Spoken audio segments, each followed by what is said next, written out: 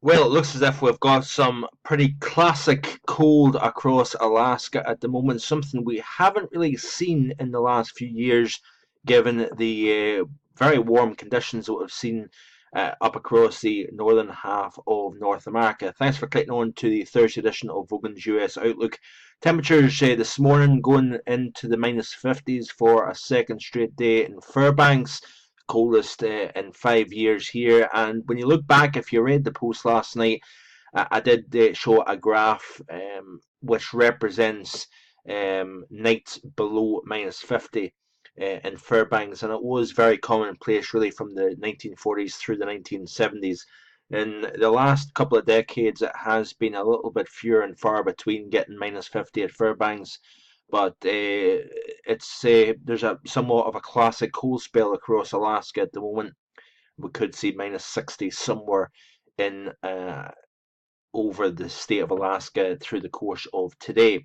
But the cold will start to ease as we go into the weekend, and of course, when it's typically bitterly cold across Alaska in the northern half of North America, you tend to find this warmer underneath across the lower 48, and that is exactly what we've got at the moment.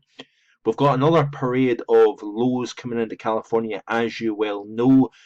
Likely, we're going to see some records, monthly records or January records broken for the amount of snow, um, anywhere from Mammoth Mountain up towards Lake Tahoe, because we're going to see an additional 8, maybe 10 feet of snow over the next 7 days. So we're still well within the month of January, and of course, we've already seen tremendous amounts of snow thus far.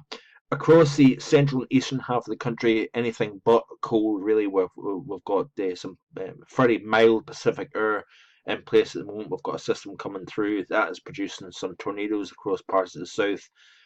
But as we go through the next 10 days, we're going to see a significant upward change in the pattern. We're going to start to see high pressure building. Now, at the moment, we've got, of course, a trough extending from Alaska down into California.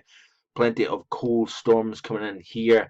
And of course, we've got a big positive here up over um, eastern Canada, the Hudson Bay, and extending into the lower 48 down as far as the southeast and the Carolinas here.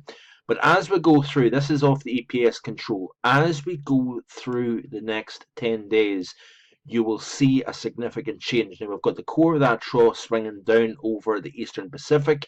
That is going to sweep into the western half of the country, as you can see here, and that might represent some record cold all the way into Southern California, as well as unstable air as well. So we're going to see plenty more moisture coming into California, helping with the drought, especially across southern half of California, where we still have an extreme drought in place. It's only really north of I-80 that we've got the demise of that drought. But what is significant is not only we've got a very significant cold storm coming into California seen by this model, but we're also going to start to see the positive up over eastern Canada migrate up towards Alaska and the northwestern half of the country. And what does that mean? It means we're going to start to see Arctic air, bitterly cold Arctic air at that, start to push down into the lower 48. So we're going to reverse what we've got at the moment as we push towards the end of the 10-day period, which takes us out to the latter half of the month. That's it for today. Do check out the written post for more information. I'll be back again in the next couple of days. Bye for now.